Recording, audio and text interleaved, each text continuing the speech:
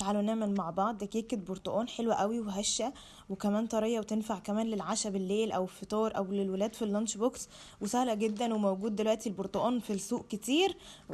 فهتعرفي انك تلاقيه على طول، مش محتاجة انك تبقي مخزنة يعني برتقان في الفريزر. معايا هنا هو 3 بيضة،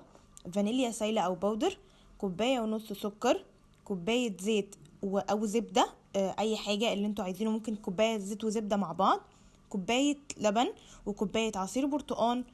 3 كوب دقيق، يعني هم هيبقوا من 3 ل3 ونص على حسب نوع الدقيق بتاعك، ورشة الملح، ومعلقة بيكنج باودر او بيكنج صودا او كيك شيف او محسن كيك، ومعايا شوية بشر برتقان. يعني البرتقانتين مثلا اللي انت هتعصريهم يعملوا كوبايه معاكي، هتاخدي البشر بتاع مثلا ربع برتقانه، مش اكتر من كده عشان ما يمررش معاكي. وبحط هنا في الخلاط او في الميكسر او في العجان او بالمضرب حتى الكهربائي